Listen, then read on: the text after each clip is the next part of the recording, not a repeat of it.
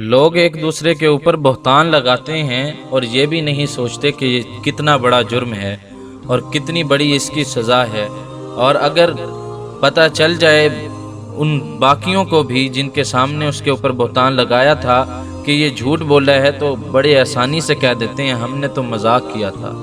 زرقانی شرح مطلع امام مالک رحمۃ اللہ علیہ میں ایک بڑا عجیب واقعہ لکھا ہے کہ مدینہ منورہ کے گرد و نواح میں ایک ڈیرے پر ایک عورت فوت ہو جاتی ہے تو دوسری اسے غسل دینے لگی۔ جو غسل دے رہی تھی، جب اس کا ہاتھ مری ہوئی عورت کی ران پر پہنچا تو اس کی زبان سے نکل گیا، میری بہنوں جو 2-4 ساتھ بیٹھی ہوئی تھی، یہ جو عورت آج مر گئی ہے اس کے تو فلاں آدمی کے ساتھ خراب تعلقات تھے۔ غسل دینے والی عورت نے جب یہ کہا تو قدرت کی طرف سے گرفت آ گئی، اس کا ہاتھ ران پر چمٹ گیا، جتنی کھینچتی ہے وہ جدا نہیں ہوتا، زور لگاتی ہے مگر ران ساتھ ہی آتی ہے۔ دیر لگ گئی، میت کے ورثاء کہنے لگے بی بی جلدی غسل دو، شام ہونے والی ہے، ہم کو جنازہ پڑھ کر اس کو دفنانا بھی ہے۔ وہ کہنے لگی کہ میں تو تمہارے مردے کو چھوڑتی ہوں مگر وہ مجھے نہیں چھوڑتا۔ رات پڑ گئی مگر ہاتھ یوں ہی چمٹا رہا، دن آ گیا پھر ہاتھ چمٹا رہا۔ اب مشکل بنی تو اس کے ورثاء علماء کے پاس گئے۔ ایک مولوی سے پوچھتے ہیں مولوی صاحب، ایک عورت دوسری عورت کو غسل دے رہی تھی تو اس کا ہاتھ اس میت کی ران کے ساتھ چمٹا، اب کیا کیا جائے؟ وہ فتویٰ دیتا ہے کہ چھری سے اس کا ہاتھ کاٹ دو۔ غسل دینے والی عورت کے وارث کہنے لگے ہم تو اپنی عورت کو معذور کرانا نہیں چاہتے، ہم اس کا ہاتھ نہیں کاٹنے دیں گے۔ انہوں نے کہا فلاں مولوی کے پاس چلیں، اس سے پوچھا تو کہنے لگا چھری لے کر مری ہوئی عورت کا گوشت کاٹ دیا جائے، مگر اس کے ورثاء نے کہا کہ ہم اپنا مردہ خراب کرنا نہیں چاہتے۔ 3 دن اور 3 راتیں اسی طرح گزر گئے، گرمی بھی تھی، دھوپ بھی تھی، بدبو پڑنے لگی، گرد و نواح کے کئی دیہاتوں تک خبر پہنچ گئی۔ انہوں نے سوچا کہ یہاں مسئلہ کوئی حل نہیں کر سکتا، چلو مدینہ منورہ میں، وہاں حضرت امام مالک رحمۃ اللہ علیہ اس وقت قاضی القضاء کی حیثیت میں تھے۔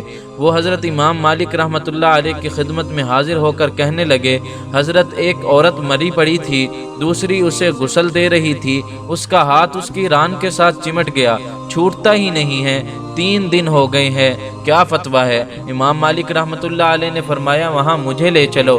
وہاں پہنچے اور چادر کی آڑ میں پردے کے اندر کھڑے ہو کر غسل دینے والی عورت سے پوچھا بی بی جب تیرا ہاتھ چمٹا تھا تو نے زبان سے کوئی بات تو نہیں کہی تھی؟ وہ کہنے لگی میں نے اتنا کہا تھا کہ یہ جو عورت مری ہے اس کے فلاں مرد کے ساتھ ناجائز تعلقات تھے۔ امام مالک رحمۃ اللہ علیہ نے پوچھا بی بی جو تو نے تہمت لگائی ہے کیا اس کے 4 چشمدید گواہ تیرے پاس ہیں؟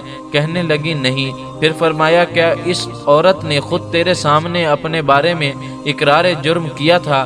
کہنے لگی نہیں۔ فرمایا پھر تو نے کیوں تہمت لگائی؟ اس نے کہا میں نے اس لیے کہہ دیا تھا کہ وہ گھڑا اٹھا کر اس کے دروازے سے گزر رہی تھی۔ یہ سن کر امام مالک رحمۃ اللہ علیہ نے وہیں کھڑے ہو کر پورے قرآن میں نظر دوڑائی، پھر فرمانے لگے قرآن پاک میں آتا ہے والذین یرمون المحصنات ثم لم یأتوا بأربعۃ شہداء فجلدوہم 80 جلدہ، جو عورتوں پر ناجائز تہمتیں لگاتے ہیں پھر ان کے پاس 4 گواہ نہیں ہوتے تو ان کی سزا ہے کہ ان کو 80 کوڑے مارے جائیں۔ تو نے ایک مردہ عورت پر تہمت لگائی، تیرے پاس کوئی گواہ نہیں تھا، میں وقت کا قاضی القضاء حکم کرتا ہوں جلادو اسے مارنا شروع کر دو۔ جلادوں نے اسے مارنا شروع کر دیا، وہ کوڑے مارے جا رہے تھے، 70 کوڑے مارے مگر ہاتھ یوں ہی چمٹا رہا، 75 کوڑے مارے گئے مگر ہاتھ پھر بھی یوں ہی چمٹا رہا، 79 کوڑے مارے تو ہاتھ پھر بھی نہ چھوٹا، جب 80واں کوڑا لگا تو اس کا ہاتھ خود بخود چھوٹ کر جدا ہو گیا۔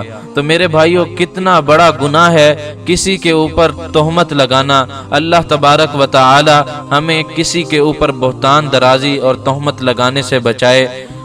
اس طرح کی مزید اچھی ویڈیوز کے لیے ہمارے چینل دا میسنجر آف اللہ کو سبسکرائب کریں اور ثواب کی نیت سے اس ویڈیو کو زیادہ سے زیادہ شیئر کریں۔ جزاک اللہ۔